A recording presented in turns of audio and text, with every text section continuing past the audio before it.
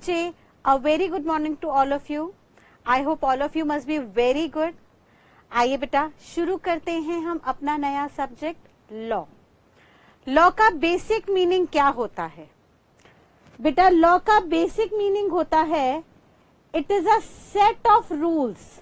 ये कुछ रूल्स के सेट होते हैं विच अ पर्टिकुलर कंट्री और कम्युनिटी, कोई कंट्री, पर्टिकुलर कंट्री या कम्युनिटी, कम्युनिटी का मतलब होता है ग्रुप ऑफ पीपल, कुछ ग्रुप ऑफ पीपल या कुछ कंट्री के लोग उसे रिकॉग्नाइज करते हैं as regulating the action of its members.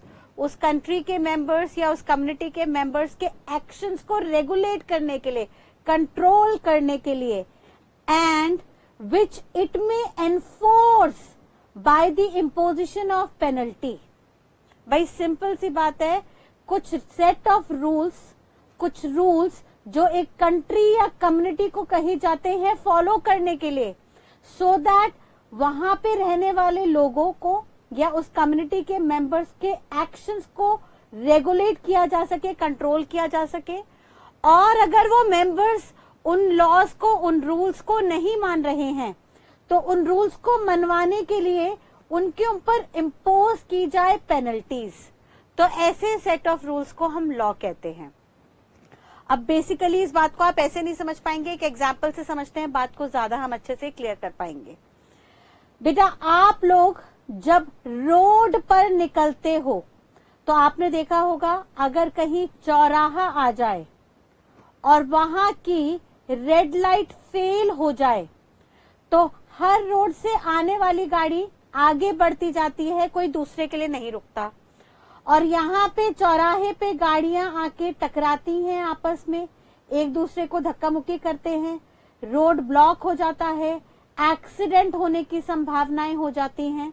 तो ऐसे में सरकार जो कंट्री को या कम्युनिटी को कंट्रोल कर रही है वो सेट ऑफ रूल्स बनाती है, एक रूल की बुक तैयार करती है और रूल बुक में वो सारे कानून लिख देती है, रूल लिख देती है, जिनको फॉलो करने की वजह से रोड पे एक्सीडेंट ना हो, कोई क्लैशिंग ना हो, कोई जाम ना हो। उसके लिए सरकार ने set of instructions they the rule book के अंदर। उन्होंने कहा सर अब हर चौराहे पे रेड लाइट होगी, रेड लाइट को कोई जंप नहीं करेगा, कोई क्रॉस नहीं करेगा। सर हम यहाँ पे रेड लाइट लगाएंगे चौराहे पे और एक तरफ से ग्रीन लाइट होगी जो गाड़ियां जा सकेंगी, तो दूसरी तरफ वाली रोड पे रेड लगेगी। अगर एक साइड पे रेड लाइट है तो वहां से लोग नहीं आगे बढ़ पाएंगे, सो दैट दूसरी सड़क से लोग पास हो पाए, एंड वाइस वर्सा। आगे चल के थोड़ी देर बाद दूसरी रोड पे रेड लाइट हो जाएगी सो दैट पहली रोड के लोग पास हो सकें। तो रेड लाइट क्रॉस नहीं करनी। वहां पे उन्होंने कह दिया कि सर हेलमेट पहन के आपको चढ़ना है, अगर आप टू व्हीलर पे जा रहे हैं तो हेलमेट जरूर पहनिए, अगर आप फोर व्हीलर में जा रहे हैं तो बेल्ट जरूर बांधिए, सो दैट अगर एकदम से रेड लाइट हो जाए या एकदम से एक्सीडेंट की संभावनाएं बने तो आप हेलमेट पहनने की वजह से या बेल्ट लगाने की वजह से उस एक्सीडेंट का शिकार ना बने, उसमें आपको नुकसान ना पहुंचे। तो भाई सिंपल सी बात है, सरकार ने देखा कम्युनिटी में जहां लोग इकट्ठे रह रहे हैं वहां पे बहुत सारी प्रॉब्लम्स आती हैं। वो प्रॉब्लम्स को दूर करने के लिए सरकार रूल बुक बनाती है। और ये रूल बुक कैसे बनती है?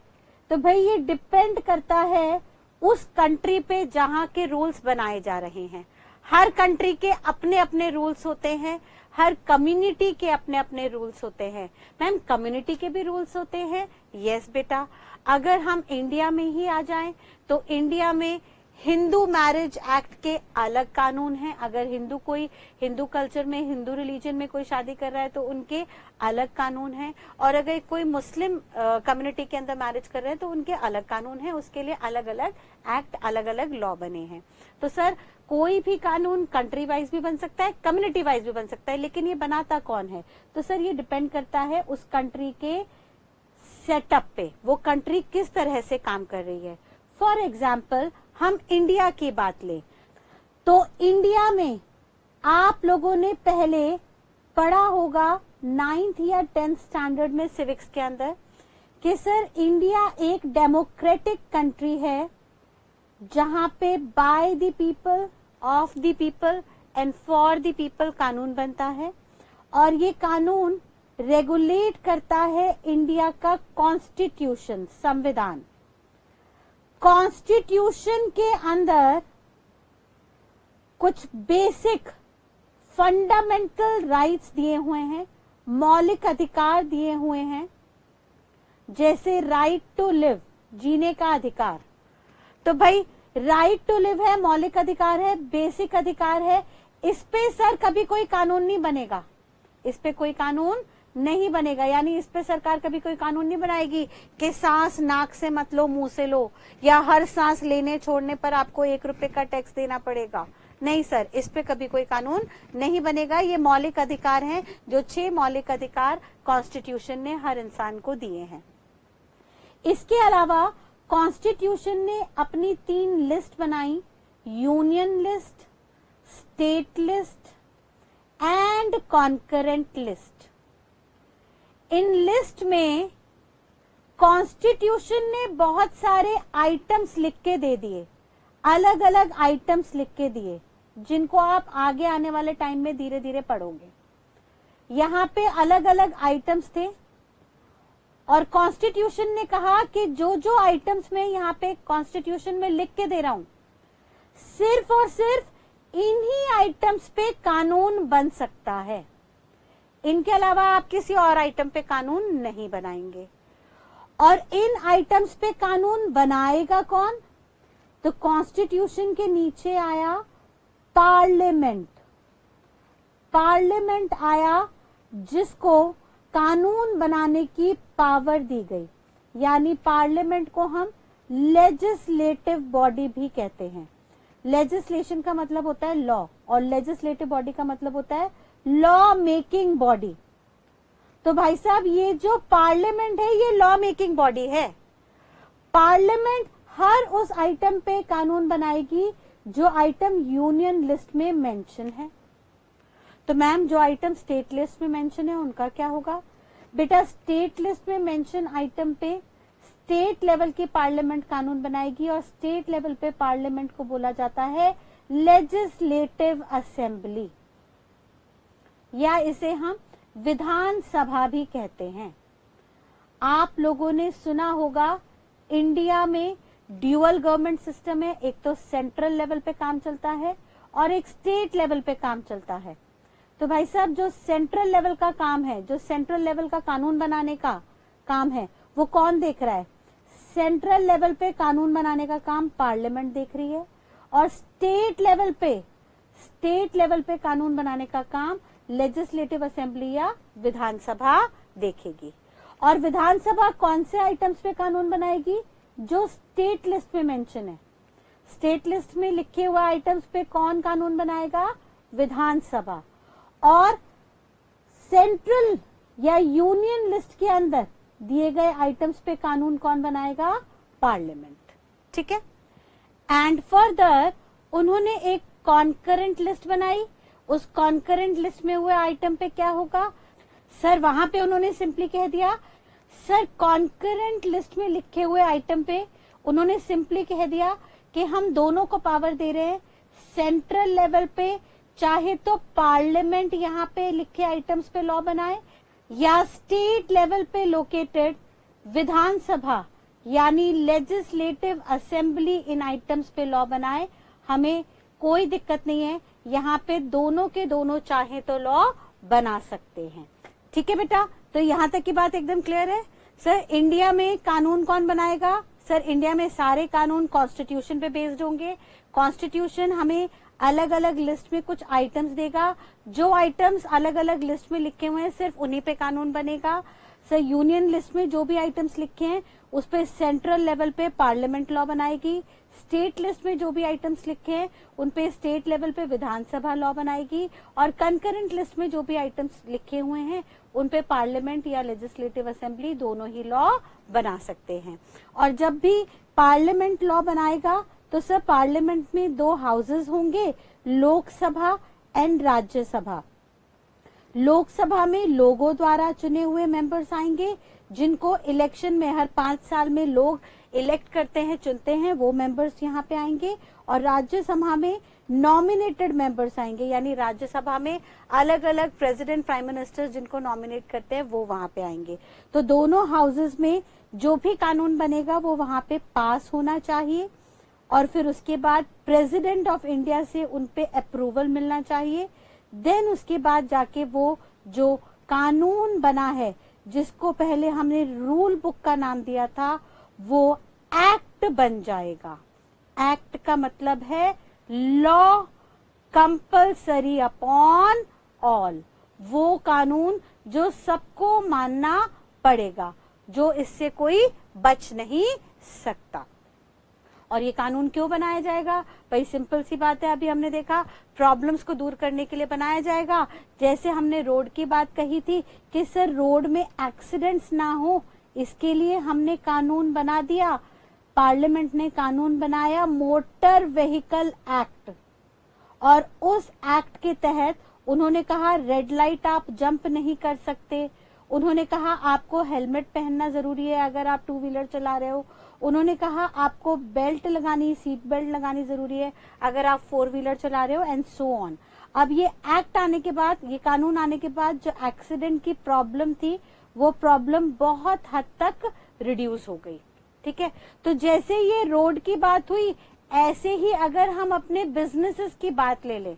सर बिजनेस कोई कर रहा है तो सर बिजनेस में भी बहुत तरीके की प्रॉब्लम आ जाती हैं। कैसी प्रॉब्लम आ जाती है? सर प्रॉब्लम ये आती है कि लोग वादा करके मुकर जाते हैं, वादा तोड़ देते हैं। ठीक है, अपना प्रॉमिस करते हैं और बाद में प्रॉमिस को तोड़ देते हैं। इस तोड़ने को हम बोलते हैं ब्रीच, ब्रीच ऑफ प्रॉमिस। वादा तोड़ देते हैं। भाई सिंपल सी बात, फॉर एग्जाम्पल एक सेलर है, सेलर ने उधार पे माल बेचा बायर को। बायर ने कहा मैं 3 महीने बाद आपको पेमेंट कर दूंगा, 3 महीने के बाद आपको पेमेंट कर दूंगा, और 3 महीने बाद वो बायर वहां से भाग गया, कोई पेमेंट नहीं की। तो बेचारे सेलर का तो नुकसान हुआ ना, उसका तो माल भी गया और उसको पैसे भी नहीं मिले। तो ऐसे में ये जो बिजनेस का प्रॉब्लम आया, उस प्रॉब्लम को दूर करने के लिए, उस प्रॉब्लम का सॉल्यूशन निकालने के लिए पार्लियामेंट ने एक्ट बनाया, कानून बनाया। और यहाँ पे कानून आया इंडियन कॉन्ट्रैक्ट एक्ट। पार्लियामेंट ने कहा सर आप कॉन्ट्रैक्ट बना लीजिए, जब भी आप उधार पे माल बेचे तो कॉन्ट्रैक्ट बना लीजिए, और कॉन्ट्रैक्ट में कुछ टर्म्स एंड कंडीशंस डाल दीजिएगा जो हम बता रहे हैं इस कानून के अंदर। इस कानून में जो हम शर्तें बता रहे हैं वो कॉन्ट्रैक्ट के अंदर डाल दीजिएगा। तो कल को अगर बायर आपका पैसा ना चुका पाए और भाग जाए तो उस पे आप एक्शन ले सकते हैं, उसके खिलाफ आप कोर्ट में जा सकते हैं, शिकायत दर्ज कर सकते हैं और अपना पैसा उस इंसान से रिकवर कर सकते हैं। तो जैसे रोड एक्सीडेंट की प्रॉब्लम्स को दूर करने के लिए सॉल्यूशन बनाया सरकार ने by passing motor vehicle act, वैसे ही बिजनेस की प्रॉब्लम्स को दूर करने के लिए सॉल्यूशन बनाया गया by passing Indian contract act. Parliament ने इंडियन कॉन्ट्रैक्ट एक्ट बनाया सो दैट बिजनेस की प्रॉब्लम दूर हो सके। ठीक है बेटा, तो इंडियन कॉन्ट्रैक्ट एक्ट एक हमारा बिजनेस का लॉ है, बिजनेस का कानून है, और बिजनेस को आज से हम एक नया नाम देंगे मर्केंटाइल। हम क्या बुलाएंगे आज से बिजनेस को? मर्केंटाइल। ठीक है, मर्केंटाइल का मीनिंग होता है बिजनेस। तो कॉन्ट्रैक्ट एक्ट जो है वो हमारा पहला मर्केंटाइल लॉ बनेगा, बिजनेस का पहला कानून बनेगा, जिसको अब हम समझना शुरू करते हैं। ठीक है, तो एक बार क्विकली रिकैप कर लेते हैं हम यहाँ तक के बात को कि बेटा किसी भी कम्युनिटी में, किसी भी कंट्री में जो वहां पे लोग रहते हैं, मेंबर्स रहते हैं, उनके एक्शंस को रेगुलेट करने के लिए, रेगुलेट का मतलब होता है कंट्रोल करने के लिए, कुछ सेट ऑफ रूल्स, कुछ सिस्टम बनाए जाते हैं। और अगर वो लोग, वहां के मेंबर्स इस सिस्टम को, इस सेट ऑफ रूल्स को ना फॉलो करें तो उनको ये सिस्टम, ये सेट ऑफ रूल्स फॉलो कराने के लिए उन पे पेनल्टी लगाई जाती है। ऐसे सेट ऑफ रूल्स और इंस्ट्रक्शन को हम लॉ कहते हैं। और ये लॉ बनाता कौन है भाई? ये लॉ बनाते हैं, सिंपल सी बात, उस कंट्री में रहने वाले लोग। उस कंट्री के कॉन्स्टिट्यूशन, उस कंट्री के संविधान के मुताबिक वो लॉ बनाया जाता है। जैसे हम इंडिया में रहते हैं तो हम इंडियन लॉ पढ़ना जा रहे हैं, हम इंडियन लॉ शुरू कर रहे हैं। और इंडियन लॉ में सर इंडियन कॉन्स्टिट्यूशन एक बहुत बड़ा रोल प्ले करता है। इंडियन कॉन्स्टिट्यूशन कुछ फंडामेंटल राइट्स देता है और कहता है कि इन मौलिक अधिकारों पे कोई कानून नहीं बनेगा। जैसे हमने कहा सर, वहां पे एक मौलिक अधिकार है राइट टू लिव, जीने का अधिकार। तो जीने के लिए जो बेसिक जरूरतें हैं उन पे कभी कोई कानून नहीं बनेगा। कल को पार्लियामेंट ये कानून नहीं पास करेगी कि सर हर एक सांस लेने और छोड़ने पे आपको 1 रुपए का टैक्स देना पड़ेगा। नहीं सर, सर ऐसे तो दिन में हम पता नहीं कितनी हजारों सांसें लेते हैं, तो हम हजारों रुपए का टैक्स क्या सरकार के पास जमा कराएंगे? पॉसिबल ही नहीं है। तो सर ऐसे में हमारी सांसों पे, हमारे खाने पीने की बेसिक जरूरतों पे कभी कोई कानून नहीं बनेगा। और तो और कॉन्स्टिट्यूशन कहता है कि सर हम यहाँ पे लिस्ट के अंदर जो भी लिस्ट है, union list, state list, concurrent list, in list के अंदर कुछ आइटम्स बता रहे हैं, सिर्फ उन्हीं आइटम्स पे आपको कानून बनाना होगा। और आप मतलब कौन है? पार्लियामेंट। सर पार्लियामेंट को कानून बनाना होगा उन आइटम्स पे जो सेंट्रल यानी यूनियन लिस्ट के अंदर है। यूनियन लिस्ट के अंदर आइटम्स जो हैं वो सेंट्रल लेवल पे पार्लियामेंट उन पे लॉ बनाएगी। स्टेट लिस्ट में जो आइटम्स है उन पे स्टेट लेवल की पार्लियामेंट यानी विधानसभा, लेजिस्लेटिव असेंबली लॉ बनाएगी। और कंकरेंट लिस्ट पे दोनों में से चाहे तो कोई भी लॉ बनाए, लेकिन जो भी लॉ बनेगा वो दोनों हाउसेस से होके जाएगा। पार्लियामेंट के अंदर 2 हाउसेस होते हैं, लोकसभा एंड राज्यसभा। लोकसभा में लोगों द्वारा सिलेक्टेड मेंबर आते हैं, इलेक्टेड मेंबर आते हैं। और राज्यसभा में नॉमिनेटेड मेंबर्स आते हैं जिनको प्रेसिडेंट या प्राइम मिनिस्टर नॉमिनेट करते हैं। तो इन सारे मेंबर्स के अप्रूवल के बाद ये लॉ पास होके प्रेसिडेंट ऑफ इंडिया के पास जाएंगे। और जब प्रेसिडेंट ऑफ इंडिया इसे सैंक्शन कर देंगे तो उसके बाद ये कानून फाइनली एक्ट का रूप ले लेगा, एक्ट बन जाएगा जो सब पे कंपलसरी होगा, हर किसी को मानना पड़ेगा। और ये जो एक्ट बन के आएगा, ये जो कानून बन के आएगा सर, ये सोल्यूशन होगा बहुत सारी प्रॉब्लम्स का। जैसे हमने देखा रोड की प्रॉब्लम्स के लिए मोटर व्हीकल एक्ट आया, ऐसे ही बिजनेस प्रॉब्लम्स को दूर करने के लिए बिजनेस के लॉज आएंगे, जिसमें हम पहला लॉ पढ़ने जा रहे हैं, Indian contract act, the most important act of your course. आपके कोर्स में सबसे ज्यादा वेटेज इसकी है। अगर स्टडी नोट के अकॉर्डिंगली आपके वेटेज देखें तो आपके सीएमए फाउंडेशन पेपर नंबर 3 के अंदर कॉन्ट्रैक्ट एक्ट की वेटेज है 40% के। फिर बाद में हम एक दूसरा एक्ट पढ़ेंगे, सेल्स ऑफ गुड्स एक्ट, जिसकी वेटेज 20% होगी। And then negotiable instrument act, जिसकी वेटेज 10%। एंड देन लास्ट में हम एथिक्स देखेंगे बिजनेस एनवायरनमेंट में, जिसकी वेटेज 30% होगी। तो ऑन एन एवरेज अगर आप देखें तो कॉन्ट्रैक्ट एक्ट की वेटेज सबसे ज्यादा है। और देखा जाए तो सब पासिंग रेशियो है, 100 में से 40 आने आपके जरूरी हैं, यानी 40% आप पूरे के पूरे सिर्फ कॉन्ट्रैक्ट एक्ट पढ़ के ही अच्छे से अर्न कर सकते हैं। एग्जाम्स पास करने के लिए ये एक्ट ही अगर आपने अच्छे से कर लिया तो आप पास तो हो ही जाओगे। लेकिन मैम कि हम यही एक्ट करके चले जाएं तो हो जाएगा? नहीं बेटा, मैं सजेस्ट करूंगी बाकी भी पढ़ के जाना, क्योंकि हमें सिर्फ पास के लिए काम नहीं करना, हमें अच्छे नंबर्स के लिए काम करना है, सो दैट हम आगे चल के रैंक बना सके। ठीक है बेटा? तो आइए बेटा शुरू करें इस एक्ट को इसकी हेडिंग के साथ। इसकी हेडिंग हमने सबसे पहले देख रहे हैं, इंडियन कॉन्ट्रैक्ट एक्ट 1872। सबसे पहले वर्ड देखिएगा इंडियन कॉन्ट्रैक्ट एक्ट में एक्ट। एक्ट का मतलब क्या है हम पीछे देख के आए अभी। एक्ट का मतलब होता है law passed by parliament. Parliament जो भी कानून पास करेगी उसे हम एक्ट बोलते हैं, जैसे Indian contract act, sales of goods act, etcetera etcetera etcetera. ठीक है? अब इसमें फर्दर वो कहता है 1872, ये ईयर क्या दर्शाता है ध्यान से समझिएगा। ये जो ईयर है बेटा, ये ईयर दर्शाता है एक्ट का कमेंसमेंट। कमेंसमेंट मतलब होता है लॉन्चिंग, शुरुआत। ये सर जो एक्ट है ये इंडिया में कब से लागू हुआ था? कब से लागू हुआ था सर? ये लागू हुआ था 1872 में 1 सितंबर से। विद इफेक्ट फ्रॉम, WEF का मतलब होता है with effect from 1 September 1872। Ma'am ये साल देख के ना मुझे थोड़ा डाउट हो रहा है। आपने कहा हमारा कॉन्स्टिट्यूशन हमारी पार्लियामेंट को पावर देता है कि भाई साहब अब आप एक एक्ट बनाओ, वो भी उन पावर्स के तहत जो पावर कॉन्स्टिट्यूशन की लिस्ट में दी है। और मान लीजिए कॉन्स्टिट्यूशन की लिस्ट में पावर दी है कि बिजनेस को प्रोटेक्ट करने के लिए आप कोई भी कानून बना सकते हो, तो वहां से पावर लेके पार्लियामेंट ने इंडियन कॉन्ट्रैक्ट एक्ट बनाया। लेकिन मैम ये जो कॉन्स्टिट्यूशन था, ये कॉन्स्टिट्यूशन तो इंडिया में 26 जनवरी 1950 को आया था और 1950 में पार्लियामेंट ने पावर लेके एक्ट बना दिया जो 1872 से चल रहा है। ये क्या बात हुई?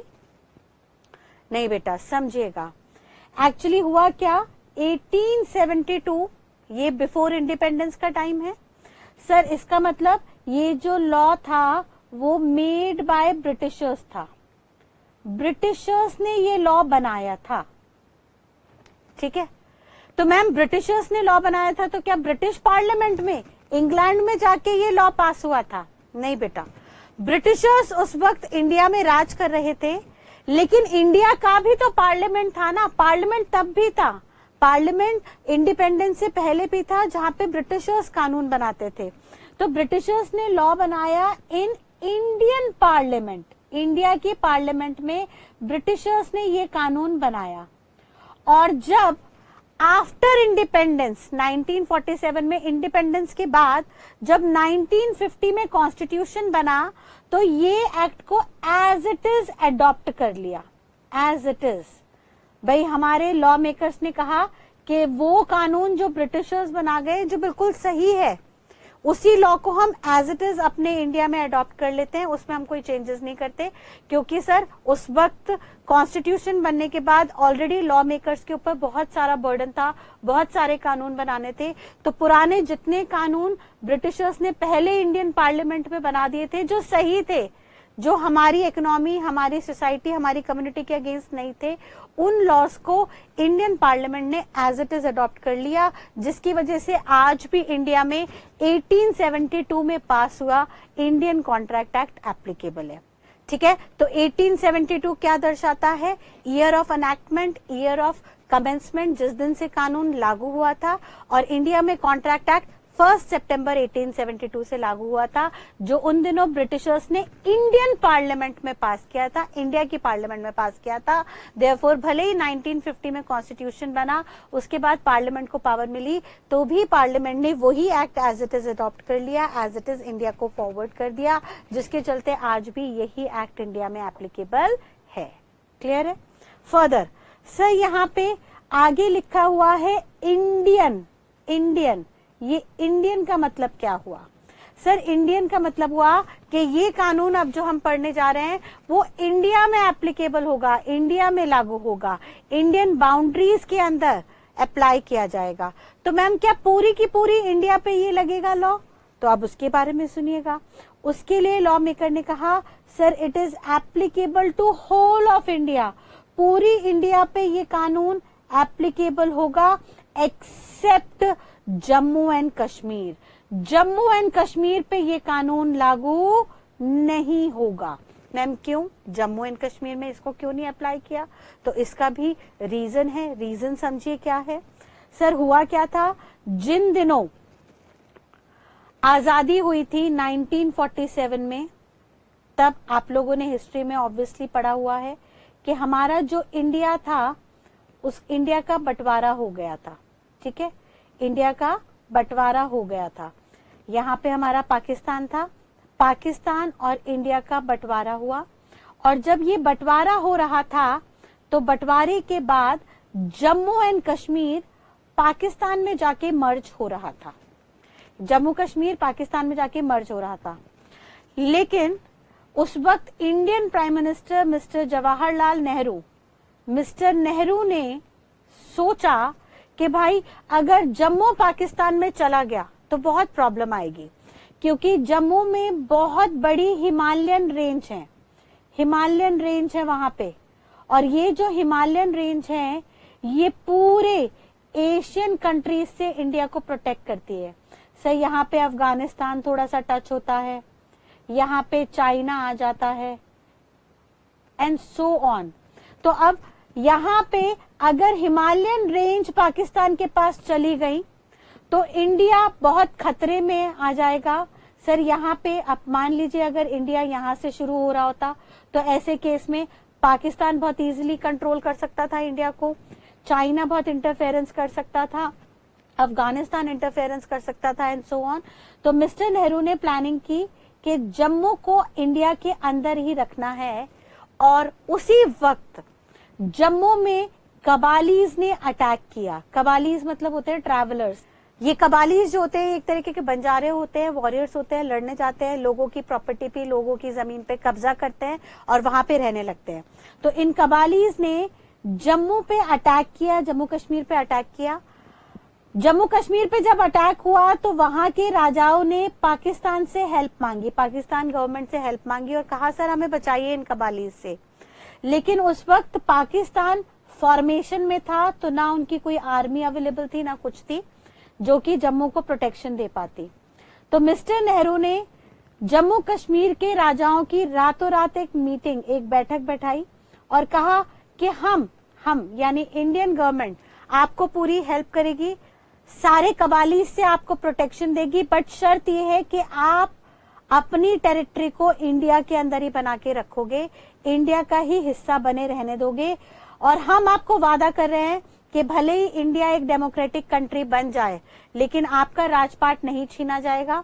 यानी रिमेनिंग इंडिया में तो राजत्व जो है, जो राजा का लेबल है, जो टाइटल है, वो सब खत्म हो जाएगा, बट आपको हम आपका राजत्व रहने देंगे, आप वहां पे अपना राजपाट संभालते रहिएगा। और तो और इंडिया कभी भी कोई भी कानून बनाएगी तो वो कानून आपके यहाँ तब तक अप्लाई नहीं होगा जब तक आप नहीं कहेंगे, जब तक आपकी रजामंदी नहीं होगी, आपकी कंसर्न नहीं होगी, तब तक वो कानून हम आप पे लागू नहीं करेंगे।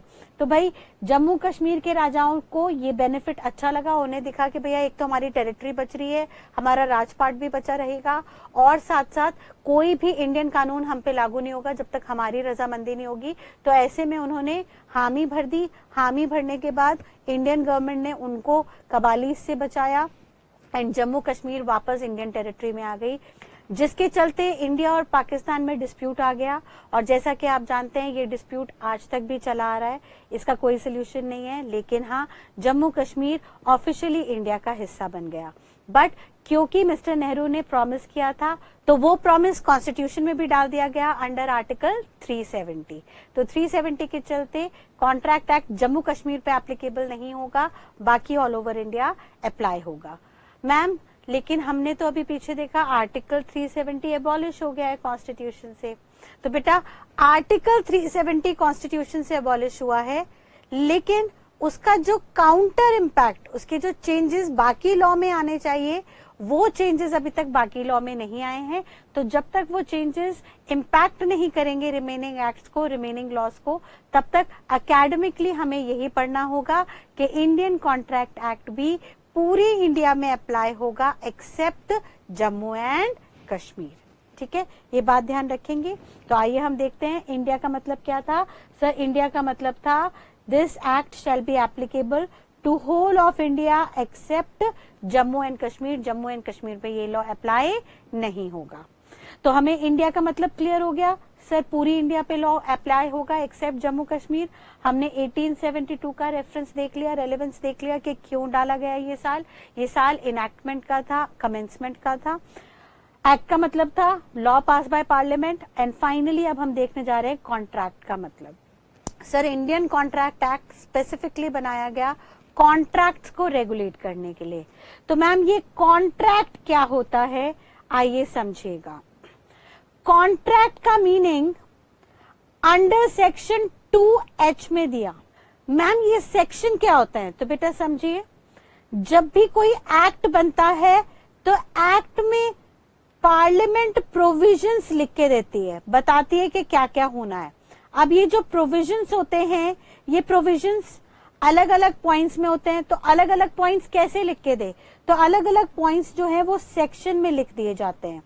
अब प्रोविजंस को जो हम बुलाते हैं वो सेक्शन बुलाते हैं। जैसे कॉन्स्टिट्यूशन में एक एक प्रोविजन आर्टिकल्स में लिखा होता है, वहां पे एक एक प्रोविजन आर्टिकल्स में लिखा होता है, वैसे ही कॉन्स्टिट्यूशन की बिना पे, उसके बिहाफ पे जो एक्ट बना है उसका एक एक प्रोविजन सेक्शन में लिखा होता है। और याद रखिएगा कोई भी एक्ट हो, कोई भी एक्ट हो, बहुत ध्यान से बात रखिएगा, दिमाग में हाथ से बिठा लीजिएगा, कोई भी एक्ट हो, एक्ट के प्रोविजंस जो है वो हमेशा सेक्शंस में होंगे और सेक्शन 1 जो होगा वो हमेशा टाइटल एंड एप्लीकेबिलिटी बताएगा। यानी उस एक्ट का नाम क्या है? सर हमारे एक्ट का नाम है इंडियन कॉन्ट्रैक्ट एक्ट 1872 और कहां पे एप्लीकेबल है? सर ये इंडियन कॉन्ट्रैक्ट एक्ट 1872 एप्लीकेबल है to whole of India except Jammu Kashmir. तो सर ये दोनों बातें कहां पे लिखी होंगी? Under section 1। फर्दर सेक्शन के नंबर्स जो होंगे वो सीक्वेंस में चलेंगे और जो सेक्शन 2 है, हर एक्ट का सेक्शन 2 डेफिनेशंस बताएगा। ये बात ध्यान रखिएगा, हर एक्ट का सेक्शन नंबर 2 जो है उस एक्ट में यूज होने वाली टर्म्स की डेफिनेशंस देगा। तो भाई अब कॉन्ट्रैक्ट एक्ट में बहुत सारी टर्म्स आने वाली है, तो हर टर्म्स की जो डेफिनेशन है वो सेक्शन 2 के अंदर होंगी और क्योंकि बहुत सारी टर्म्स होंगी तो सेक्शन 2 के पार्ट बन जाएंगे। जैसे हम सेक्शन को SEC करके लिख देंगे और अंडर सेक्शन की बात को हम U/SEC लिखेंगे। यानी जब भी मैं बोलूंगी under section number so and so, तो अंडर सेक्शन को आप U/SEC करके लिखेंगे। फिर सर 2 के जो होंगे वो क्लॉजेस होंगे। सर बहुत सारी टर्म्स आएंगी तो अलग अलग टर्म्स अलग अलग क्लॉजेस के अंदर आएंगी। जैसे हम देखेंगे 2A, 2B, 2C and so on. तो अब अलग अलग क्लॉजेस के अंदर अलग अलग टर्म्स आएंगी जिनकी डेफिनेशन आपको दी होगी। अगर आपको ये क्लॉजेस याद है तो बहुत ही बढ़िया, फिर तो आप बहुत अच्छे से अच्छे मार्क्स स्कोर कर लेंगे। लेकिन अगर आपको सब क्लॉजेस ना भी याद रहें तो इतनी बात ध्यान रखिएगा कि डेफिनेशंस जो है वो सारी की सारी सेक्शन 2 में होंगी। तो आइए शुरू करते हैं, हम एक एक टर्म्स डिटेल में समझने की कोशिश करते हैं। सबसे पहले हम कॉन्ट्रैक्ट का मीनिंग देखते हैं। अंडर सेक्शन 2H, H जो है वो क्लॉज है, 2 जो है वो सेक्शन है। सेक्शन को हम SEC के नाम से एब्रीविएट करेंगे। तो सेक्शन 2 क्लॉज H हमें कॉन्ट्रैक्ट का मीनिंग बताएगा और वो कहता है sir it is an agreement. ये जो कॉन्ट्रैक्ट है ये एक एग्रीमेंट होगा एनफोर्सेबल बाय लॉ। यानी कोई भी एग्रीमेंट जो लॉ में एनफोर्स हो सकता है, लॉ के द्वारा एनफोर्स किया जा सकता है, फोर्सेबल होता है। मैम कहाँ फोर्स किया जा सकता है? भाई साहब कोर्ट में फोर्स किया जा सकता है। यानी बेटा 2 लोगों में एग्रीमेंट हुआ, दोनों ने एक दूसरे से कुछ वादा किया और दोनों में से कोई भी एक पार्टी अगर उस वादे को तोड़ देती है, बाद में अपने प्रॉमिस से मुकर जाती है, तो पहली पार्टी जिसने अपना वादा पूरा किया था लेकिन दूसरे ने वादा पूरा नहीं किया, तो उसके खिलाफ पहली पार्टी कोर्ट में जा सकती है। कोर्ट में जाके दूसरी पार्टी के नाम पे शिकायत दर्ज कर सकती है और वहां पे कोर्ट में जाके दूसरी पार्टी को मजबूर कर सकती है अपने प्रॉमिस को पूरा कराने के लिए।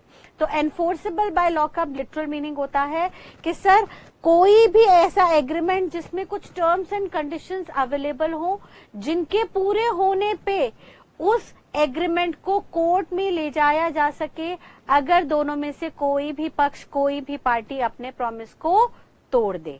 ठीक है, इस बात को बेटा अब हम आइए थोड़ा डिटेल में समझते हैं एक एक करके कंसेप्चुअली सब वर्ड्स के साथ। पहली बात आपसे ध्यान रखिएगा, सर कॉन्ट्रैक्ट का मीनिंग क्या हुआ? कॉन्ट्रैक्ट का मीनिंग हुआ it is an agreement enforceable by law. यानी किसी भी कॉन्ट्रैक्ट के अंदर 2 एलिमेंट होंगे, एक तो होगा एग्रीमेंट प्लस दूसरा होगा एनफोर्सेबिलिटी बाय लॉ। अब ये एनफोर्सेबल बाय लॉ कब होता है इसको हम आगे चल के देखेंगे, उसके लिए हमें आगे एक सेक्शन 10 बताया जाएगा। इस पॉइंट को हम बाद में देखेंगे। पहले हम समझ लेते हैं एग्रीमेंट का मीनिंग। एग्रीमेंट का मतलब सेक्शन 2 क्लॉज ई ने बताया, सेक्शन 2 क्लॉज ई ने एग्रीमेंट का मीनिंग कहा कि sir every promise, section 2 clause e बोलता है एग्रीमेंट का मीनिंग, हमने फॉर्मूला बनाया, it is equal to every promise और set of promises forming consideration for each other. कोई भी प्रॉमिस, एक प्रॉमिस या सेट ऑफ प्रोमिसेस, इकट्ठे एक टाइम पे 2-4 प्रोमिसेस कर दिए, अगर ये प्रोमिसेस किसी कंसिडरेशन के बदले किए जा रहे हैं। कंसिडरेशन का मतलब क्या होता है बेटा? कंसिडरेशन का लिटरल मीनिंग होता है समथिंग इन रिटर्न, बदले में कुछ भी लेना। फॉर एग्जाम्पल, हमने आपको क्लासेस दी, उसके बदले में आपने फीस पे की। आप मार्केट में शोरूम में गाड़ी खरीदने गए तो आपने वहां पे पेमेंट की, बदले में उन्होंने आपको गाड़ी दी। तो इस तरीके के प्रोसेस को, जहां पे एक दूसरे के साथ कुछ वादे हो रहे हैं और उन वादों में बदले में कुछ कंसिडरेशन आ रही है, उस प्रोसीजर को, उस प्रोसेस को हम एग्रीमेंट बोलते हैं। एग्री करना, किसी बात पे राजी होना, ऐसे प्रोसेस को एग्रीमेंट कहा जाता है। यानी सिंपल सी बात, एग्रीमेंट बनाने के लिए हमें 2 एलिमेंट की जरूरत पड़ेगी। एक तो सर हमारे पास प्रॉमिस होना चाहिए, किसके द्वारा होना चाहिए? By one person to other person. For some, तीसरा एलिमेंट क्या है? For some consideration. कंसिडरेशन का लिटरल मीनिंग होता है समथिंग इन रिटर्न, बदले में कुछ भी देना। सर इसका मतलब यह है कि कोई चीज अगर फ्री में दी जा रही है तो वो एग्रीमेंट नहीं है। अब मान लीजिए कोई भी कंपनी मार्केट में एक नया प्रोडक्ट लॉन्च करती है, लेट्स से ट्रॉपिकाना कंपनी जो जूसेस बनाती है, वो एक नए फ्रूट का जूस मार्केट में लॉन्च करती है। लेट्स से कीवी फ्रूट का जूस मार्केट में लॉन्च करती है और मार्केट में लोग इस प्रोडक्ट को नहीं जानते, तो ट्रॉपिकाना कंपनी क्या करती है? ट्रेड फेयर में ये कीवी का जूस फ्री में डिस्ट्रीब्यूट कराती है, सो दैट लोग इसको टेस्ट करें, इसको पसंद करें और फिर ऑर्डर प्लेस करें और उसके अकॉर्डिंगली ट्रॉपिकाना इस प्रोडक्ट को मार्केट में ज्यादा से ज्यादा बना के बेच सके। तो अगर ट्रॉपिकाना उस जूस के पैकेज को फ्री में बांट रही है तो क्या वो कॉन्ट्रैक्ट है? नहीं सर, क्योंकि वो फ्री में गया, बदले में वो कुछ कंसिडरेशन में नहीं ले रहे, तो वो इंडियन कॉन्ट्रैक्ट एक्ट के तहत कॉन्ट्रैक्ट नहीं माना जाएगा। और कॉन्ट्रैक्ट नहीं माना जाएगा यानी इसका मतलब वो कोर्ट में एनफोर्स नहीं हो सकता। इसका मतलब सिंपली है कि अगर कंपनी फ्री में जूसेस बांटने के लिए कहती है और बाद में फ्री में जूसेस नहीं बांटती, यानी प्रॉमिस करती है और प्रॉमिस को पूरा नहीं करती, तो ऐसे में आम आदमी, कस्टमर्स ट्रॉपिकाना के ऊपर केस फाइल नहीं कर सकते, उसे कोर्ट में नहीं ले जा सकते, उसके इस प्रॉमिस को कोर्ट में, लॉ में एनफोर्स नहीं कर सकते। क्योंकि किसी भी प्रॉमिस को अगर कोर्ट में एनफोर्स करना है, किसी भी वादे को अगर कोर्ट तक ले जाना है क्योंकि सामने वाला पार्टी अपना प्रॉमिस पूरा नहीं कर रहा, तो उसके लिए सबसे पहले एग्रीमेंट होना जरूरी है। और एग्रीमेंट तभी होता है जब प्रॉमिस में कंसिडरेशन इंक्लूडेड हो। अगर किसी भी प्रॉमिस में कंसिडरेशन इंक्लूडेड नहीं है तो सर वो हमारे कॉन्ट्रैक्ट एक्ट में एग्रीमेंट नहीं है। एग्रीमेंट नहीं है तो वो कॉन्ट्रैक्ट नहीं है, कॉन्ट्रैक्ट नहीं है तो वो कोर्ट में एनफोर्स नहीं हो सकता। ठीक है बेटा, यहां तक की बात क्लियर? आगे देखिएगा, उन्होंने कहा सर कंसिडरेशन का लिटरल मीनिंग तो अभी हमने देख लिया, समथिंग इन रिटर्न, बदले में कुछ भी मिलना। यानी किसी भी प्रॉमिस के बदले में अगर हमें कुछ भी मिल रहा है तो ही वो एग्रीमेंट है, अदरवाइज वो एग्रीमेंट नहीं बनेगा। लेकिन अब सवाल ये उठता है कि प्रॉमिस का मतलब क्या है? तो बेटा प्रॉमिस का मतलब सेक्शन 2 क्लॉज बी के अंदर दिया गया और वहां पे उन्होंने कहा कि सर प्रॉमिस कब बनता है, जरा देखिएगा। सेक्शन 2 क्लॉज बी कहता है when the person to whom the proposal is made, जब कोई भी पर्सन जिसको हमने प्रपोजल दिया है, ऑफर दिया है, signifies his assent, assent का मतलब होता है अनुमति देना, अनुमति मतलब होता है कंसेंट, अपनी इच्छा जाहिर करना, अनुमति देने को हम कहते हैं एसेंट। भाई सिंपल सी बात है, जब भी एक पर्सन जिसको प्रपोजल दिया गया है वो अपनी एसेंट, अपनी अनुमति दे दे, देयर टू का मतलब है उस प्रपोजल को अनुमति दे दे जो प्रपोजल उसको किया गया है, देन द प्रपोजल, कॉमा का लिटरल मीनिंग होता है बेटा देन, ठीक है, जब भी कॉमा आ जाए तो कॉमा का मतलब समझिएगा then the proposal is set to be accepted. जब हम किसी पार्टी को एक ऑफर देते हैं, प्रपोजल देते हैं और सामने वाली पार्टी उस ऑफर को अनुमति दे देती है, राजी हो जाती है, एग्री कर जाती है, टू एग्री कर जाती है उस प्रपोजल के लिए, तो हम मान लेते हैं कि प्रपोजल एक्सेप्ट हो गया है। और जैसे ही वो प्रपोजल एक्सेप्ट हो जाता है वो प्रॉमिस बन जाता है।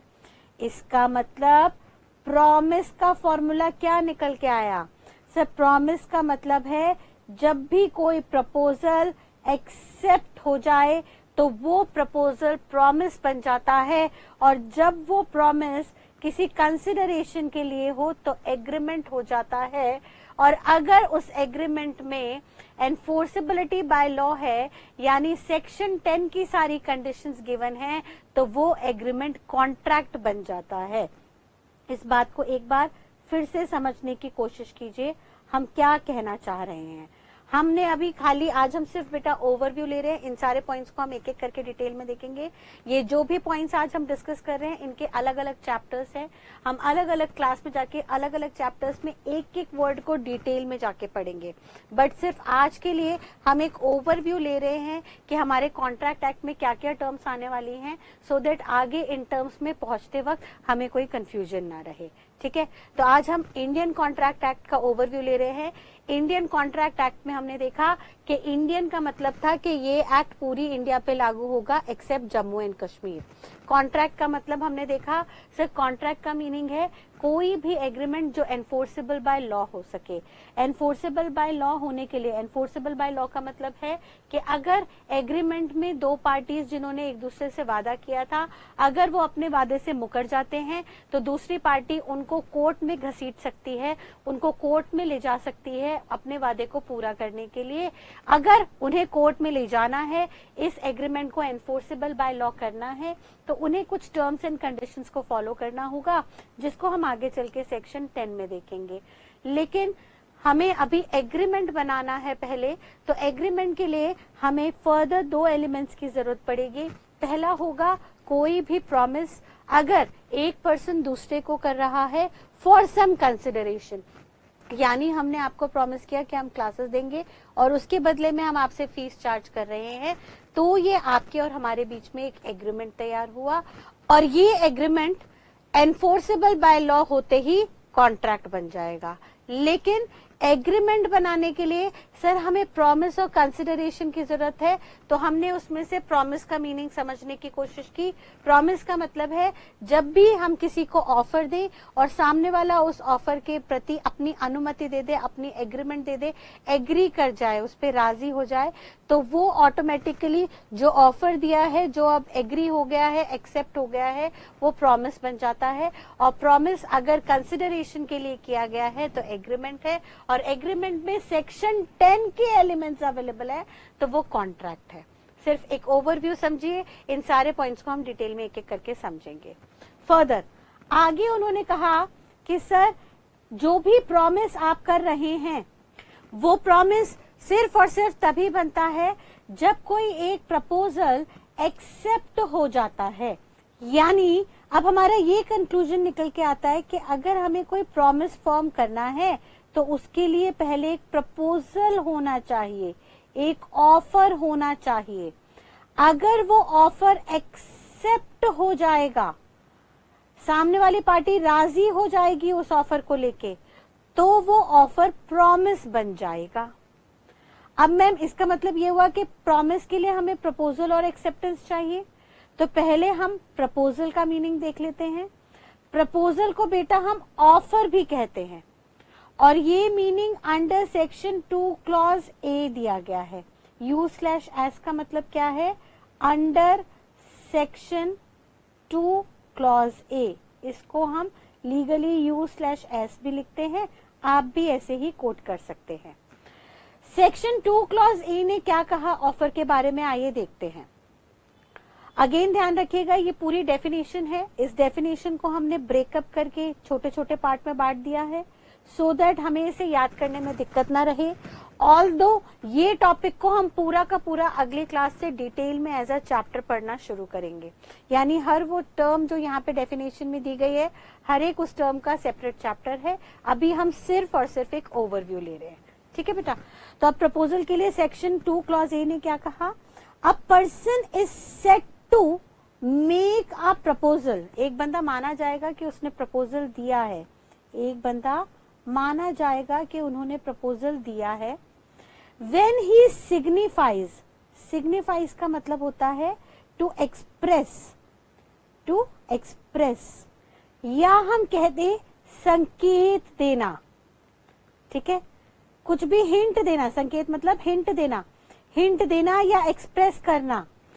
टू अनदर, अनदर का मतलब है एनी अदर पर्सन, किसी दूसरे पर्सन को। सर भाई प्रॉमिस तो तब बनेगा जब दो अलग अलग लोग इन्वॉल्व है। अगर मैं खुद से ही वादा कर रही हूं तो वो इस कॉन्ट्रैक्ट एक्ट में नहीं आएगा। फॉर एग्जाम्पल, अगर मैं डेली अपने आप को प्रॉमिस करती हूँ कि भैया सुबह 4 बजे उठ के मैं फ्रेश होके रनिंग के लिए जाऊंगी या योगा करूंगी, और अगले दिन मैं 4 बजे उठती नहीं, मैं 7 बजे सो के उठती हूँ, तो मैंने खुद से एक वादा किया था और खुद से ही वादा तोड़ दिया, तो क्या खुद ही को कोर्ट में ले जा सकती हूँ? नहीं सर, वो इस एक्ट के अंदर नहीं आएगा। यहाँ पे कॉन्ट्रैक्ट के अंदर वही एग्रीमेंट आएंगे जहाँ पे दो अलग अलग पार्टी हैं।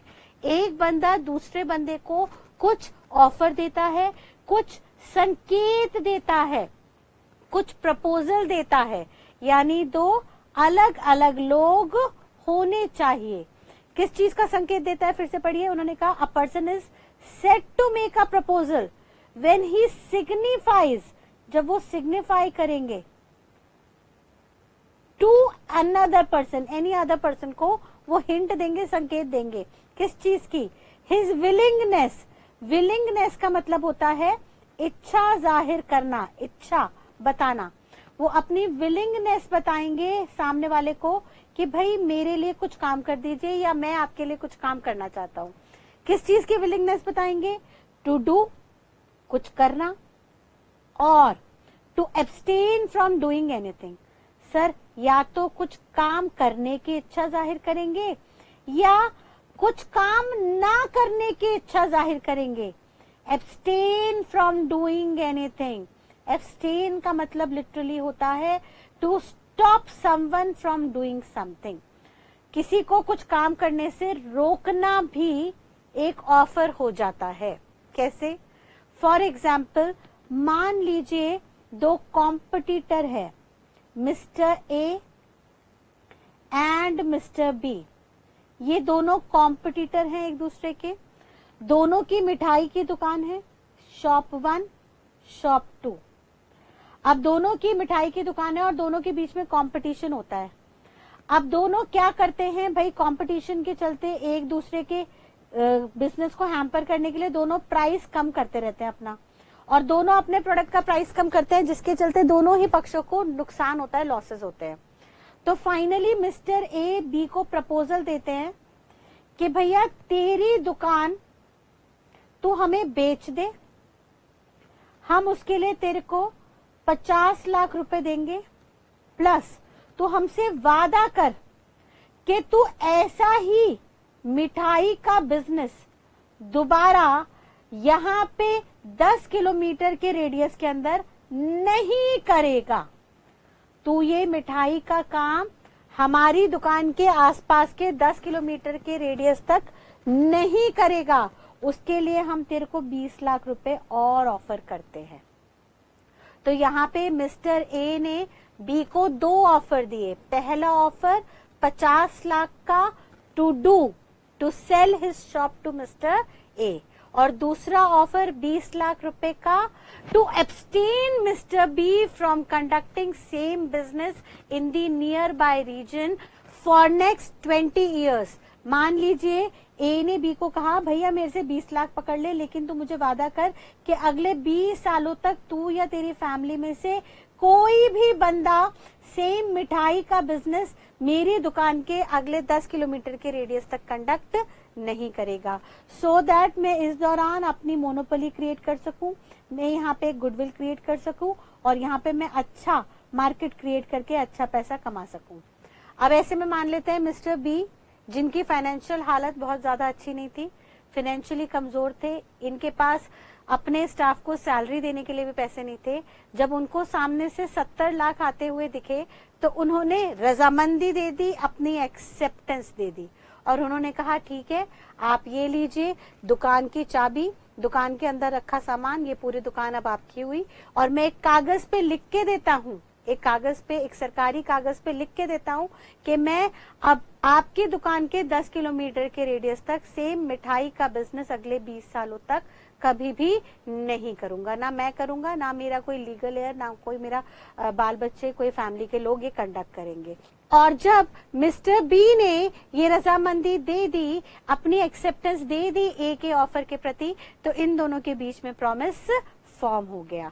तो सर ए ने बी के साथ, ए ने बी को ऑफर दिया था 50 लाख 20 लाख का कि बदले में मैं आपसे आपकी दुकान ले लूंगा और आपसे एक वादा ले लूंगा कि अगले 20 सालों तक मेरे एरिया में और मेरे 10 किलोमीटर के रेडियस में सेम बिजनेस आप नहीं करोगे, सो दैट मैं आपसे कंपटीशन खत्म करना चाहता हूं। इसके बदले आप मुझसे 50 प्लस 20 लाख यानी टोटल 70 लाख ले लेना।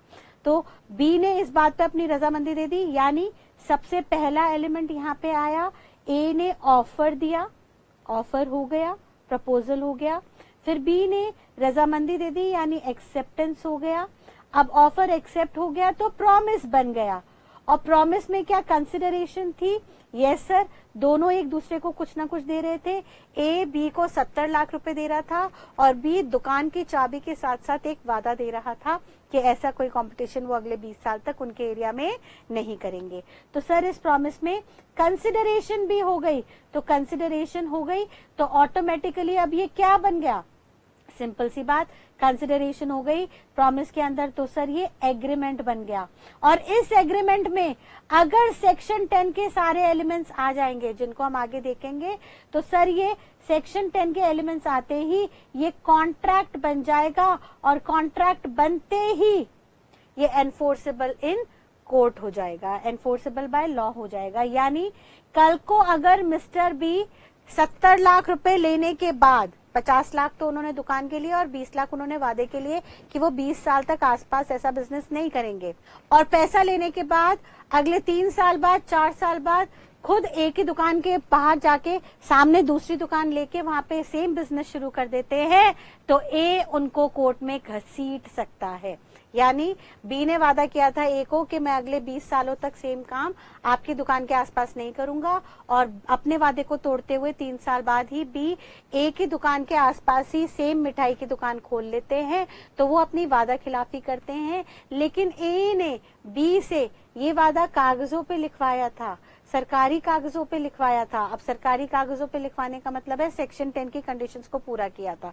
अभी के लिए मान लीजिए, बहुत डिटेल में हम अभी नहीं डिस्कस कर रहे, एक रफ आइडिया ले लीजिए। तो मान लीजिए ए ने ये वादा सरकारी कागजों में बी से ले लिया था और बी ने इस वादे की वादा खिलाफी की, वादा तोड़ा, वादा ब्रीच किया, तो ऐसे में ए बी के खिलाफ इस कागज को लेके कोर्ट में जा सकता है और कोर्ट में केस फाइल कर सकता है बी के अगेंस्ट कि देखिए बी मुझसे 20 लाख रुपए भी ले गया, बी ने मुझसे वादा किया था कि वो ये काम नहीं करेंगे, एब्सटेन फ्रॉम डूइंग समथिंग, वो ये काम नहीं करेंगे, सेम कॉम्पिटिटिव दुकान मेरे आसपास नहीं खोलेंगे, लेकिन उन्होंने वादा खिलाफी की और दुकान खोल दी सेम बिजनेस की, तो अब आप इनके ऊपर कड़े से कड़ा एक्शन लीजिए।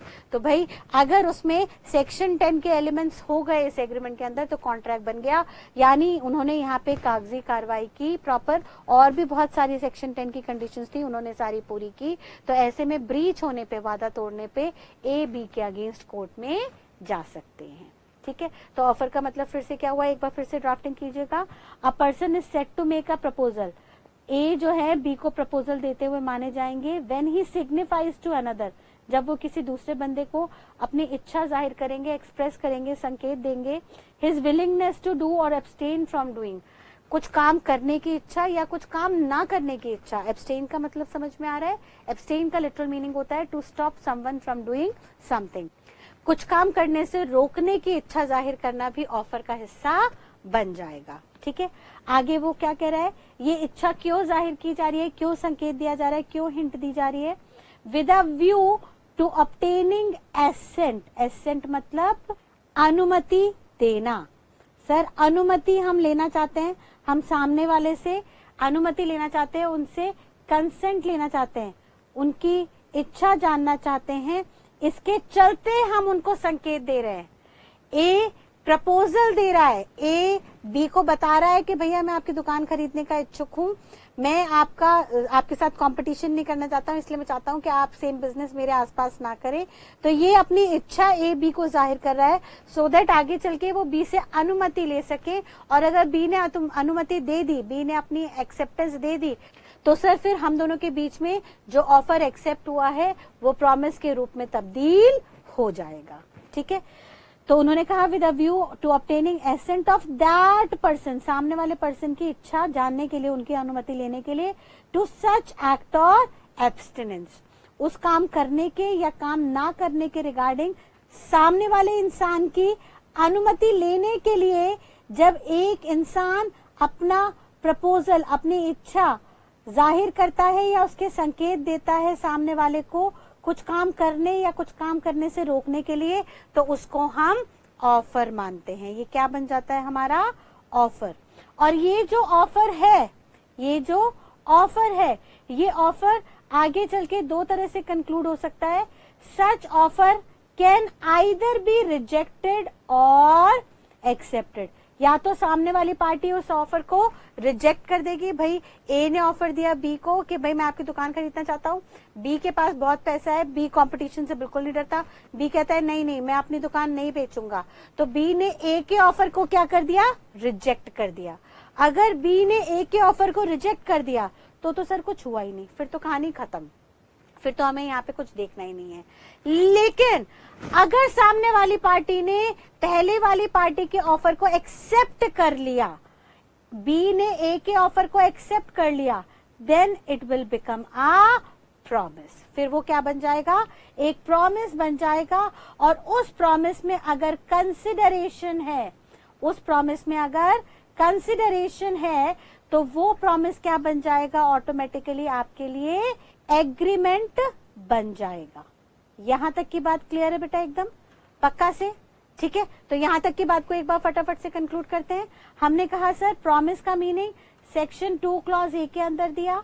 सेक्शन 2 क्लॉज ए ने कहा जब भी कोई एक बंदा अपनी इच्छा जाहिर करेगा या अपनी इच्छा का संकेत देगा किसी दूसरे पर्सन को रिगार्डिंग कुछ काम करने के लिए या कुछ काम ना करने के लिए, और वो जो इच्छा जाहिर करेगा वो सामने वाले की अनुमति लेने के लिए इच्छा जाहिर करेगा या संकेत देगा, तो ऐसे में इस पूरे प्रोसेस को, जहां पे एक बंदा अपनी इच्छा जाहिर कर रहा है सामने वाले को सो दैट वो इस प्रोसेस के रिगार्डिंग सामने वाले से अनुमति ले सके, इस पूरे प्रोसेस को हम ऑफर या प्रपोजल का नाम देंगे। और ये जो भी ऑफर या प्रपोजल निकल के आएगा, इस ऑफर का कंक्लूजन दो ही तरह से होगा, या तो सामने वाली पार्टी इस ऑफर को रिजेक्ट कर देगी। अगर सामने वाली पार्टी ने इस ऑफर को रिजेक्ट कर दिया तो कहानी खत्म। लेकिन अगर सामने वाली पार्टी ने इस ऑफर को एक्सेप्ट कर लिया, अपनी अनुमति दे दी, तो सर फिर ये प्रॉमिस का रूप ले लेगा। और अगर इस प्रॉमिस में कंसिडरेशन होगी, एक दूसरे के बीच में लेन देन होगा, समथिंग इन रिटर्न सामने वाला जरूर लेगा, तो ऐसे में ये एग्रीमेंट बन जाएगा। और अगर एग्रीमेंट में सेक्शन 10 की कंडीशंस सारी की सारी अवेलेबल होंगी, तो वो एग्रीमेंट कॉन्ट्रैक्ट बन जाएगा। और फिर वो कॉन्ट्रैक्ट जो एग्रीमेंट है उसको हम कोर्ट में एनफोर्स कर सकेंगे, हम कोर्ट में जा सकेंगे अगर सामने वाली पार्टी वादा खिलाफी करती है। ठीक है, क्लियर है? तो यहाँ तक की बात को आइए इकट्ठा एक बार करते हैं और सारी बात को कंक्लूड करने की कोशिश करते हैं। देखिए हमने क्या देखा था, हमने देखा था सर सबसे पहले कॉन्ट्रैक्ट, इंडियन कॉन्ट्रैक्ट एक्ट 1872 के अंदर सर कॉन्ट्रैक्ट कैसे बनता है। कॉन्ट्रैक्ट बनने के लिए हमें दो एलिमेंट्स चाहिए, एग्रीमेंट एनफोर्सेबल बाय लॉ। पहला एलिमेंट एग्रीमेंट है, दूसरा एनफोर्सेबिलिटी बाय लॉ।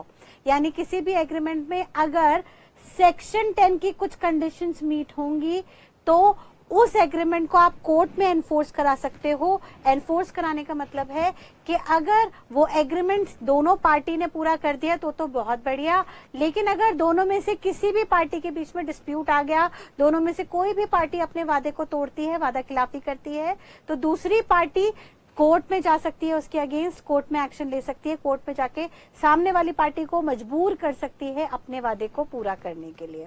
तो सर किसी भी एग्रीमेंट को कोर्ट में एनफोर्स कराने के लिए कुछ टर्म्स एंड कंडीशंस को आपको पूरा करना होगा। वो टर्म्स एंड कंडीशंस 10 कंडीशंस होंगी जिनको हम आगे चल के सेक्शन 10 के अंदर देखेंगे। सेक्शन 10 की जब ये सारी कंडीशंस आप मीट करोगे तो आप इस एग्रीमेंट को कोर्ट में ले जाके एनफोर्स करा सकते हो। हाउएवर एग्रीमेंट कब बनेगा? सर एग्रीमेंट तब बनेगा जब कोई भी प्रॉमिस कंसिडरेशन के लिए होगा, यानी किसी भी प्रॉमिस में अगर लेन देन होगा दोनों पार्टी में गिव एंड टेक होना जरूरी है। अगर प्रॉमिस हो रहा है 2 या 2 से ज्यादा लोगों के बीच में फॉर सम कंसिडरेशन, तो वो एग्रीमेंट बन जाएगा। और एग्रीमेंट कब बनेगा? सर जब कोई प्रपोजल देगा और सामने वाली पार्टी उस प्रपोजल को एक्सेप्ट कर लेगी तो वो हमारे लिए एग्रीमेंट बन जाएगा। अब हमने देखा सर ऑफर या प्रपोजल कब बनेगा, तो हमने देखा था ऑफर या प्रपोजल बनेगा सेक्शन 2A के अंदर, जहां पे एक पार्टी दूसरी पार्टी को अपनी इच्छा जाहिर करेगी सो दैट सामने वाले की वो अनुमति ले सके रिगार्डिंग टू डू समथिंग और नॉट टू डू समथिंग, कुछ काम करने को लेके या कुछ काम ना करने को लेके। तो माना जाएगा कि पहली पार्टी दूसरी पार्टी को ऑफर दे रही है और दूसरी पार्टी उस ऑफर को या तो रिजेक्ट कर देगी, अगर रिजेक्ट हो गया तो कहानी खत्म। लेकिन अगर दूसरी पार्टी ने ऑफर को एक्सेप्ट कर लिया तो सर फिर वो प्रॉमिस बन जाएगा, और अगर वो प्रॉमिस के अंदर कंसिडरेशन है, लेन देन है, तो वो एग्रीमेंट बन जाएगा। और उस एग्रीमेंट में सेक्शन 10 की अगर सारी कंडीशंस अवेलेबल है तो फिर वो एग्रीमेंट कॉन्ट्रैक्ट बन जाएगा, जिसको आप कोर्ट में एनफोर्स करा सकते हो अगर दोनों में से कोई भी पार्टी अपने वादे को तोड़ दे।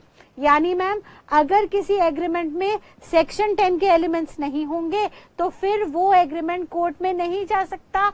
यस बेटा, वो एग्रीमेंट कोर्ट में नहीं जा सकता। फॉर एग्जाम्पल, आप अपने फ्रेंड को कहते हो कि भाई मैं तुझे गिफ्ट लाके दूंगा या लाके दूंगी ऑन वैलेंटाइन डे और बर्थडे, और उस पर्टिकुलर डे पे आप वो गिफ्ट लेके नहीं आते, तो क्या आपका फ्रेंड आपके अगेंस्ट कोर्ट में केस फाइल कर सकता है? नहीं कर सकता। यानी किसी भी एग्रीमेंट को कोर्ट में एनफोर्स करने के लिए कुछ टर्म्स एंड कंडीशंस को पूरा करना होगा, जिसको हम अगली क्लास में जाके देखेंगे। बट अभी के लिए हमें सिर्फ इतनी बात ध्यान रखनी है कि सर एक ऑफर होना चाहिए, ऑफर के अंदर एक्सेप्टेंस होनी चाहिए, एक्सेप्टेंस के साथ साथ कंसिडरेशन होगा, और कंसिडरेशन के साथ साथ सेक्शन 10 की सारी कंडीशंस फुलफिल होंगी, तो वो कॉन्ट्रैक्ट बन जाएगा which is treated as an agreement enforceable in the court of law. और इसमें कंसिडरेशन का मतलब क्या होगा, एक बार उसको भी देखेंगे। सर कंसिडरेशन का लिटरल मीनिंग यहाँ पे सेक्शन 2 क्लॉज डी के अंदर दिया गया। सेक्शन 2 क्लॉज डी ने कहा, सेक्शन 2 क्लॉज डी इंपॉर्टेंट है, सेक्शन 2 क्लॉज डी ने कहा कि when at the desire of promiser, promiser sir जो प्रॉमिस करता है, हमने पीछे एग्जाम्पल देखा था, मिस्टर ए ने बी की दुकान खरीदने का वादा किया, तो जो प्रॉमिस कर रहा है, प्रॉमिस एक एक्शन है, जो इस प्रॉमिस को कर रहा है, इनिशिएट कर रहा है, उसके नाम के आगे OR लगा दीजिए, उसको अब से हम प्रॉमिसर बुलाएंगे। और जिसको प्रॉमिस किया जा रहा है उसके नाम के आगे E लगा दीजिएगा, यानी हम उसे प्रॉमिसी बुलाएंगे। यानी अब 2 पार्टी बन जाएंगी, प्रॉमिसर एंड प्रॉमिसी। प्रॉमिसर कौन होगा? जो वादा करेगा। प्रॉमिसी कौन होगा? जिसको वादा किया गया। तो वो यहाँ पे कह रहा है कि when at the desire of promiser, जब प्रॉमिसर की इच्छा पे, प्रॉमिसर की इच्छा क्या थी कि भाई 50 लाख में दुकान बिक जाए और 20 लाख में हम उनका काम खरीद ले, यानी वो हमारे को कंपटीशन ना दे, अगले 20 सालों तक हमारी टेरिटरी के आसपास 10 किलोमीटर के रेडियस में सेम काम ना करें। तो जब एक ही इच्छा ये थी 50 लाख और 20 लाख में दुकान और बिजनेस को खरीदने की, सो दैट ये बिजनेस सामने वाली पार्टी अगले 20 साल तक सेम रेडियस 10 किलोमीटर के रेडियस में ना करे। तो इस इच्छा पे, जब प्रॉमिसर की इच्छा पे, पहला पॉइंट द प्रॉमिसी, दूसरा पॉइंट द प्रॉमिसी और एनी अदर पर्सन, सामने वाला बी या उनके बिहाफ पे और कोई भी बंदा है, हैज डन, वो काम कर दे, दुकान बेच दी, दुकान की चाबी ए को पकड़ा दी, और एब्सटेन्ड फ्रॉम डूइंग, सर कागज में लिख के दे दिया कि अब हम सेम मिठाई का काम, मिठाई की दुकान आपकी दुकान के 10 किलोमीटर के रेडियस में नहीं चलाएंगे, हम अपना बोरिया बिस्तरा बेच के जा रहे हैं, हम किसी और स्टेट में जाके ये काम करेंगे जहां से आपको कोई कंपटीशन नहीं होगा, ठीक है। और डज और एब्सटेन्स फ्रॉम डूइंग, ध्यान से सुनिए, और promises to do और abstains from doing something, भाई ये तीनों वर्ड एक ही बात कर रहे हैं, बस फर्क हो रहा है टेंस का। भाई when at the desire of promiser, जब प्रोमिसर की इच्छा पर प्रोमिसी या उनके बिहाफ पे कोई दूसरा बंदा वो काम कर दे जो प्रोमिसर की इच्छा थी, या वो काम नहीं करे जो प्रोमिसर ने करने से रोका था, यानी इन पास्ट टेंस कर दे,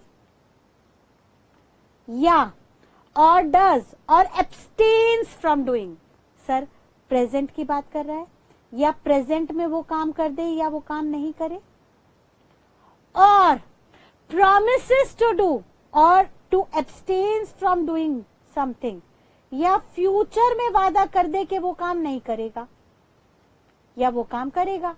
यानी सर हमने प्रेजेंट में क्या काम कर दिया, दुकान की चाबी पकड़ा दी, बी ने ए की इच्छा पे दुकान की चाबी ए को पकड़ा दी, दुकान बेच दी, ये तो प्रेजेंट में कर दिया, और कागज में लिख के दे दिया कि सर अगले 20 सालों तक सेम बिजनेस आपकी दुकान के आसपास के 10 किलोमीटर के रेडियस में नहीं करूंगा। तो सर ये फ्यूचर का टेंस हो गया, यानी 50 लाख का काम जो था वो आज ही कर दिया, और 20 लाख के लिए जो कंसिडरेशन थी उसका फ्यूचर में वादा कर दिया कि अगले 20 सालों तक सेम बिजनेस नहीं करूंगा। तो ये उनके लिए कंसिडरेशन बन गई। मैम किसके लिए कंसिडरेशन बन गई? फॉर सच एक्ट और एब्सटिनेंस इज कॉल्ड कंसिडरेशन। भाई सिंपल सी बात, बहुत सिंपल डेफिनेशन है, दिमाग में बैठाइए। ऑल्दो इसको डिटेल में कंसिडरेशन के चैप्टर में जाके पढ़ेंगे, मैं बार बार कह रही हूँ ये बेटा सिर्फ ओवरव्यू है, बट ओवरव्यू को बहुत अच्छे से ग्रास्प कीजिएगा। उन्होंने कहा when at the desire of promisor, जब प्रोमिसर की इच्छा पे प्रोमिसी या कोई और पर्सन कुछ काम कर दे या ना करे पास्ट में, या कुछ काम कर रहा है या ना नहीं कर रहा है प्रेजेंट में, या कुछ काम करने का वादा कर दे या कुछ काम नहीं करने का वादा कर दे फ्यूचर में, तो ये जो एक्ट या एब्सटिनेंस, ये जो काम कर रहा है, कर दिया या करने का वादा कर रहा है, या एब्सटिनेंस जो काम नहीं कर दिया या नहीं कर रहा है या नहीं करने का फ्यूचर में वादा दिया है, ये सारे के सारे एक्ट और एब्सटिनेंस कंसिडरेशन बन जाएंगे। यानी सिंपल सी बात सर, कंसिडरेशन जो होगी उसको हम सिंपल भाषा में कह सकते हैं गिव एंड टेक। सर लेना और देना, एक बंदा एक हाथ से देगा, यानी एक बंदा एक हाथ से देगा और वहीं पे दूसरा बंदा दूसरे हाथ से उससे ले लेगा। यानी सिंपल भाषा में कहें तो गिव एंड टेक, लेना और देना, एक हाथ से देना दूसरे हाथ से लेना। यानी इसी बात को हम ऐसे भी कंक्लूड कर सकते हैं कि सर यहाँ पे जो मिस्टर ए थे जिन्होंने दुकान खरीदने का ऑफर दिया, प्रॉमिसर, उनका काम क्या था? उनका काम था, उनका एक्ट था टू पे ₹50 लाख प्लस ₹20 लाख, और बदले में उन्हें कंसिडरेशन क्या मिल रही थी? सर बदले में उन्हें 2 कंसिडरेशन मिल रही थी। एक तो सेल हो रही थी दुकान, बीज शॉप परचेज कर ली उन्होंने। दूसरी सर दूसरा उनको काम हो रहा था कि B will not conduct same business for next 20 years इन 10 किलोमीटर रेडियस। सर जो दुकान है, एक ही दुकान यहाँ पे है, तो एक ही दुकान के आसपास के चारों तरफ के 10 किलोमीटर के रेडियस में बी सेम काम नहीं शुरू करेगा। Will not conduct same business for next 20 years इन 10 kilometre radius of mister A. और बी के लिए जो प्रॉमिसी था उन बी के लिए एक्ट क्या था? सर उन बी के लिए एक्ट क्या था? भाई वो ये दुकान बेच देंगे और सेम बिजनेस कंडक्ट नहीं करेंगे। यानी जो कंसिडरेशन ए को मिल रही थी वो बी का काम था, और बी के लिए कंसिडरेशन क्या बन गई थी? सर बी को कंसिडरेशन बदले में क्या मिल रहा था? To receive 50 lakhs plus 20 lakhs, यानी जो ए का एक्ट था वो बी के लिए क्या बन गया? कंसिडरेशन। भाई एक का काम दूसरे के लिए कंसिडरेशन, दूसरे का काम पहले के लिए कंसिडरेशन। सिंपल सी बात, मेरा काम है आपको क्लासेस देना, बदले में मुझे आपसे क्या मिल रहा है? फीस। और आपका काम क्या है? फीस को देना, बदले में आपको हमसे क्या मिल रहा है? क्लासेस। तो हम जो काम कर रहे हैं वो आपके लिए कंसिडरेशन है, और आप जो काम कर रहे हो वो हमारे लिए कंसिडरेशन हो गई, यानी समथिंग इन रिटर्न। वो रिटर्न में मॉनेटरी टर्म्स में कैश भी आ सकता है, और वो रिटर्न में कुछ गुड्स या सर्विसेज भी दिए जा सकते हैं। समथिंग इन रिटर्न होना चाहिए। वो समथिंग इन रिटर्न मॉनेटरी या नॉन मॉनेटरी में हम इवेल्युएट नहीं करेंगे। That means something in return can be anything. वो समथिंग इन रिटर्न कुछ भी हो सकता है, वो मॉनेटरी टर्म्स में भी कैलकुलेट हो सकता है, लाइक हमारे लिए हमारी कंसिडरेशन आपकी फीस है जो मॉनेटरी टर्म्स में है, या वो नॉन मॉनेटरी टर्म्स में भी हो सकता है, जैसे आपके लिए आपकी कंसिडरेशन क्लासेस हैं तो वो सर्विसेज के रूप में आपको मिल रही हैं, वो कोई भी कैश फॉर्म में आपको अवेलेबल नहीं है। ठीक है बेटा, तो इसी कंसिडरेशन को अब से हम क्विड प्रो क्यू का नाम भी देंगे। ये Kwid pro Q Latin word है। मैम लैटिन क्यों पढ़ रहे हैं, हमें अंग्रेजी कम पढ़ रही है क्या? यस बेटा, हमें लैटिन वर्ड्स भी लॉ के अंदर बहुत जगह पढ़ने होंगे, because Latin is the first language in which law was invented. Latin एक ऐसी पहली लैंग्वेज है जिसमें लॉ पहली बार बने थे। देयरफॉर पूरी दुनिया ने, पूरे ग्लोबली हर कंट्री ने जिसने लॉ बनाए उसने लैटिन के बहुत सारे वर्ड्स को एज इट इज अडॉप्ट किया। हमें भी अपने लॉ सब्जेक्ट में इसको कहीं कहीं कंसिडर करना होगा। तो ये हम इसको इग्नोर नहीं कर सकते, बिकॉज ऑब्जेक्टिव में ये हमसे किसी भी एंगल से पूछा जा सकता है। तो क्विड का मतलब होता है गिव, एंड क्यू का मतलब होता है टेक। तो लिटरली यहाँ से सिंपल मीनिंग निकल के आया गिव एंड टेक, यानी give and take, quid pro quo. ठीक है, यहां तक की बात क्लियर? तो एक बार यहां तक की बात को फटाफट से समझिएगा। हमने क्या देखा? हमने कहा बेटा कि हम कॉन्ट्रैक्ट बनाने जा रहे हैं, और कॉन्ट्रैक्ट बनाने के लिए हमें दो एलिमेंट्स चाहिए होंगे, एग्रीमेंट एंड एनफोर्सेबिलिटी। इसी बात को हम सिंपल भाषा में भी लिख सकते हैं। हम कह देंगे बेटा सबसे पहले सेक्शन 2 क्लॉज ए ने ऑफर की बात की कि जब भी एक पर्सन दूसरे पर्सन को अपनी इच्छा जाहिर करेगा कुछ काम करने या ना करने के लिए, सो दैट वो सामने वाले की अनुमति ले सके, तो उसको हम कहेंगे ऑफर। वो ऑफर या तो सामने वाला बंदा रिजेक्ट कर देगा, अगर सामने वाले बंदे ने रिजेक्ट कर दिया तो कहानी खत्म, उसके आगे कुछ नहीं होगा। लेकिन अगर सामने वाले पर्सन ने उस ऑफर को एक्सेप्ट कर लिया तो सर वो ऑफर अब हमारे लिए प्रॉमिस बन जाएगा।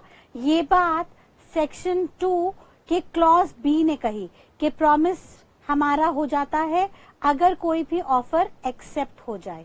ठीक है, अब इस प्रॉमिस के अंदर अगर कंसिडरेशन मिल गई, गिव एंड टेक आ गया, क्विड प्रो क्यू आ गया, यानी किसी भी एक पर्सन ने दूसरे पर्सन को कुछ भी देने का वादा कर दिया और बदले में कुछ भी ले रहे हैं, यानी दो पार्टी हैं, दोनों पार्टी आपस में कुछ लेन देन का वादा कर ले, वो लेना देना चाहे मॉनेटरी टर्म्स में हो या नॉन मॉनेटरी टर्म्स में, अगर उस प्रॉमिस के अंदर दोनों पार्टी के लिए कंसिडरेशन आ गई, समथिंग इन रिटर्न आ गई अंडर सेक्शन 2 क्लॉज डी के अंदर, तो सर ये प्रॉमिस जिसके अंदर कंसिडरेशन जुड़ी हुई है ये एग्रीमेंट बन जाएगा।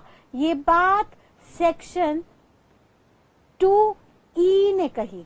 ठीक है, यानी फिर से समझिए क्या हो रहा है। सेक्शन 2 क्लॉज ए ने ऑफर की बात कही, क्लॉज बी ने प्रॉमिस बना दिया अगर ऑफर एक्सेप्ट हो गया, और फिर उस प्रॉमिस में अगर कंसिडरेशन मिल गई under clause D, section 2 clause D, तो फिर वो प्रॉमिस कम कंसिडरेशन जो है आपके लिए एग्रीमेंट बन गया under clause E. And then finally उस एग्रीमेंट में अगर एनफोर्सेबिलिटी बाय लॉ आ गई, यानी वो टर्म्स एंड कंडीशंस आ गई जिनको हम आगे चल के सेक्शन 10 में पढ़ेंगे। वो टर्म्स एंड कंडीशंस आ गई जो सेक्शन 10 कहेगा अगर सेक्शन 10 की सारी टर्म्स एंड कंडीशंस इस एग्रीमेंट में फुलफिल हो गई तो फाइनली ये एग्रीमेंट आप कोर्ट में एनफोर्स कर सकते हो। यानी सामने वाली पार्टी अगर आपको धोखा दे, अपना प्रॉमिस पूरा ना करे, तो आप उसके खिलाफ कोर्ट में एक्शन ले सकते हो। ये बात सेक्शन 2H कहता है, सेक्शन 2 क्लॉज H कहता है कि कोई भी एग्रीमेंट अगर एनफोर्सेबल बाय लॉ हो गया तो वो हमारे लिए कॉन्ट्रैक्ट बन जाएगा। यानी हमने कितने सब क्लॉजेस देख लिए अभी थोड़ी देर में। मैं बार बार कह रही हूँ ये सिर्फ ओवरव्यू है, ये सारे सेक्शंस हम आगे चल के डिटेल में देखेंगे। अभी के लिए बस रफ आइडिया ले लीजिए कि भाई हमारे लिए यहाँ पे सबसे पहले जो कॉन्ट्रैक्ट बनाना है सेक्शन 2 क्लॉज H के अंदर, उसके लिए एग्रीमेंट में एनफोर्सेबिलिटी होनी जरूरी है अंडर सेक्शन 10। अगर एनफोर्सेबिलिटी नहीं है, सिंपल सी बात, अगर एग्रीमेंट के अंदर एनफोर्सेबिलिटी नहीं है, यानी हम जो आगे सेक्शन 10 के टर्म्स एंड कंडीशंस पढ़ेंगे वो उसमें अवेलेबल नहीं है, तो सर वो कॉन्ट्रैक्ट नहीं बनेगा। सिमिलरली अगर किसी प्रॉमिस के अंदर कंसिडरेशन नहीं है तो सर वो एग्रीमेंट ही नहीं बनेगा, और अगर कोई एग्रीमेंट ही नहीं होगा तो कॉन्ट्रैक्ट बनने का सवाल ही पैदा नहीं होता। और सर अगर कोई ऑफर रिजेक्ट हो गया है तो सर अगेन वो ऑफर कभी प्रॉमिस नहीं बन सकता, क्योंकि वो रिजेक्ट हो गया है, वो प्रॉमिस ही नहीं है, उस पे कोई भी कॉन्ट्रैक्ट एक्ट के अंदर ऑब्लिगेशन नहीं आएगी। ठीक है, तो यहां तक की बात क्लियर रखिएगा। और यहां तक की हम एक कोडिंग बना लेते हैं।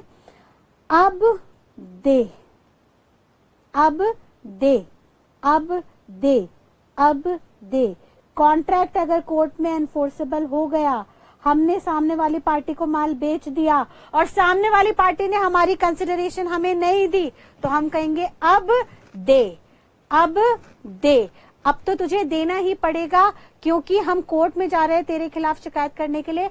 अगर तूने अब नहीं दिया तो हम कोर्ट में तेरे खिलाफ एक्शन ले लेंगे, फिर कोर्ट में कोर्ट कचहरी के चक्कर काटने पड़ेंगे, वकीलों को फीस देनी पड़ेगी, बाद में केस हारेगा तो भी मुझे पैसे तुझे चुकाने ही पड़ेंगे। तो हम ये सिर्फ और सिर्फ कोड बनाएंगे याद करने के लिए, सिर्फ एग्जाम्स के पर्पस के लिए हमें सेक्शंस टिप्स पे याद होने चाहिए। तो सेक्शंस याद कराने के लिए हम ये निमोनिक बनाएंगे, हम ये कोडिंग करेंगे। एग्जाम में हमें ये वर्ड नहीं लिख के आना है, ये वर्ड हमें सिर्फ दिमाग में याद रखने हैं for the purpose of retention, क्योंकि हम जो भी क्लास में पढ़ेंगे उसको जब तक हम रिटेन नहीं करेंगे, याद नहीं करेंगे और याद करके एग्जाम के 3 घंटों में लिख के नहीं आएंगे, तब तक हमारी सारी मेहनत बेकार है। तो हमें इन तीनों सेगमेंट पे काम करना है, हमें कंसेप्ट को समझना भी है, याद भी करना है, और उन 3 घंटों में प्रेजेंट कैसे करना है इस पे भी हम आगे चल के चर्चा करेंगे। ठीक है बेटा, तो फटाफट से हम अब दे को डिकोड कर देते हैं। ए से हमारा क्या हो गया, ऑफर। सबसे पहले ऑफर दिया जाएगा, फिर वो ऑफर बी से क्या बन जाएगा, प्रॉमिस। 2B के अंदर प्रॉमिस है, उस प्रॉमिस के अंदर डी से कंसिडरेशन होगी, 2D की कंसिडरेशन होगी, तो वो प्रॉमिस हमारे लिए बन जाएगा एग्रीमेंट 2E के अंदर, और उस एग्रीमेंट के अंदर एनफोर्सेबिलिटी बाय लॉ होगी तो वो 2H के अंदर कॉन्ट्रैक्ट बन जाएगा। यानी इसी बात को बिना देखे फिर से एक बार मेरे साथ दोहराइएगा। अब दे, ए से सबसे पहले 2 क्लॉज ए से सबसे पहले ऑफर दिया जाएगा। अगर ऑफर रिजेक्ट तो सर कहानी खत्म, कोई प्रॉमिस कभी भी नहीं बनेगा। लेकिन अगर ऑफर एक्सेप्ट हो गया तो सर अब वो 2B के अंदर प्रॉमिस बन जाएगा, और उस प्रॉमिस के अंदर अगर कंसिडरेशन नहीं है, कोई भी लेन देन नहीं है, तो सर फिर वो कभी एग्रीमेंट नहीं बनेगा। लेकिन अगर उस प्रॉमिस में 2D के अंदर बताई हुई कंसिडरेशन आ गई, समथिंग इन रिटर्न आ गई, तो सर फिर वो हमारे लिए एग्रीमेंट बन जाएगा। एग्रीमेंट क्लॉज 2E के अंदर था, क्लॉज E के अंदर था, सेक्शन 2 के क्लॉज E के अंदर था। उस एग्रीमेंट में सेक्शन 10 की कंडीशंस नहीं फुलफिल होंगी तो वो कभी कॉन्ट्रैक्ट नहीं बनेगा, इस एक्ट के अंदर नहीं आएगा। लेकिन अगर उसके अंदर सेक्शन 10 की सारी टर्म्स एंड कंडीशंस हो गई तो वो सेक्शन 2 क्लॉज एच के अंदर फाइनली कॉन्ट्रैक्ट बन जाएगा और उस कॉन्ट्रैक्ट को दोनों पार्टी को पूरा करना कंपलसरी होगा। अगर दोनों पार्टी में से कोई भी एक पार्टी कॉन्ट्रैक्ट में बताई टर्म्स एंड कंडीशंस को पूरा नहीं करते तो पहली पार्टी उसके खिलाफ कोर्ट में जाएगी और उसके खिलाफ शिकायत दर्ज करेगी। फिर कोर्ट में जज उस बंदे को देखेगा और उसके ऊपर पेनल्टी प्रोसिक्यूशन चलाएगा, पेनल्टीज लगाएगा, उसकी पेमेंट दिलवाएगा और अगर गलती ज्यादा बड़ी होगी तो उसके हिसाब से सजा भी ज्यादा बड़ी कर देंगे, यानी पेनल्टी के साथ साथ उस इंसान को जेल भी भेज दिया जाएगा, जिसको हम आगे चल के प्रोसिक्यूशन का नाम देंगे। यानी अगर इसको कोई भी नहीं मानेगा एनफोर्सेबल बाय लॉ के अंदर हम इसको कोर्ट में ले जाएंगे और कोर्ट में जो भी फैसला होगा वो जज करेगा। अगर आप सामने वाले की बात नहीं मानेंगे, कॉन्ट्रैक्ट को तोड़ेंगे, वादा खिलाफी करेंगे तो कोर्ट आपके ऊपर पेनल्टीज भी लगा सकता है और आपको जेल भी भेज सकता है, जिसको हम आगे प्रोसिक्यूशन का नाम देंगे। यानी उनको प्रोसिक्यूट भी किया जा सकेगा, जेल भी भेजा जा सकेगा। तो ये सारे प्रोसेस कैसे स्टेप लेंगे हम आगे चल के स्टेप बाय स्टेप देखेंगे। आज के लिए इतना ओवरव्यू काफी है। इतनी बात को आप अच्छे से रिपीट कर लीजिएगा सो दैट आगे चल के जब हम क्लासेस में एक एक टॉपिक को उठाएं तो आपको कहीं पे भी कोई दिक्कत ना आए। एक बार फिर से इस पूरे पिक्चर का ओवरव्यू ले लीजिएगा। इंडियन कॉन्ट्रैक्ट एक्ट 1872 में इंडिया का मतलब है ये एक्ट पूरी इंडिया पे एप्लीकेबल होगा except Jammu and Kashmir. Act का मतलब है it is a law made by parliament. कौन सी पार्लियामेंट ने बनाया? इंडियन पार्लियामेंट ने बनाया, भले ही ब्रिटिशर्स के टाइम पे ये बना। कौन से ईयर में पास हुआ? 1872 में पास हुआ। 1 सितंबर से लागू किया गया था। 1 सितंबर से ये जो लागू हुआ तो आज तक इंडिया में चला आ रहा है। यानी इंडिपेंडेंस के बाद भी हमारे कॉन्स्टिट्यूशन ने, हमारी इंडियन पार्लियामेंट ने इस एक्ट को एज इट इज अडॉप्ट किया और कंटिन्यू किया। ठीक है, फिर इसमें कॉन्ट्रैक्ट का मतलब हमने देखा, फटाफट से याद कीजिए। कॉन्ट्रैक्ट बनाने के लिए एग्रीमेंट प्लस एनफोर्सेबिलिटी थी, एग्रीमेंट के लिए प्रॉमिस प्लस कंसिडरेशन था, प्रॉमिस के लिए ऑफर प्लस एक्सेप्टेंस थी। तो हमने नीचे ऑफर से शुरू किया। ऑफर का सेक्शन 2 सर सारी डेफिनेशन सेक्शन 2 में थी। सेक्शन 2 का क्लॉज ए ऑफर की बात कर रहा था। ऑफर अगर रिजेक्ट हो गया था तो कहानी खत्म, ऑफर अगर एक्सेप्ट हो गया था तो वो प्रॉमिस बन गया था। प्रॉमिस के लिए सेक्शन 2B था। उस सेक्शन 2B के अंदर अगर कंसिडरेशन जुड़ गई थी सेक्शन 2D की तो वो कंसिडरेशन प्रॉमिस को मिला के एग्रीमेंट बन गई थी अंडर सेक्शन 2E। और उस एग्रीमेंट के अंदर अगर सेक्शन 10 की एनफोर्सेबिलिटी की सारी कंडीशंस आ गई तो वो सेक्शन 2H के अंदर कॉन्ट्रैक्ट बन जाता है, जिसको आप कोर्ट में एनफोर्स कर सकते हो। ठीक है बेटा, तो आज की क्लास को हम यहीं पे वाइंड अप करते हैं। ये सारे टॉपिक्स जो हमने एक एक वर्ड देखे, contract, agreement, offer, proposal, consideration, ये सारे वर्ड्स हम आगे चल के डिटेल में एक एक चैप्टर में अगली क्लास से शुरू करेंगे। तो इस ओवरव्यू को हम यहीं पे कंक्लूड करते हैं। इस बात को यहाँ तक के जरूर आप रिवाइज कीजिएगा अगली क्लास में बैठने से पहले। Till then, thank you and God bless you all. Bye bye.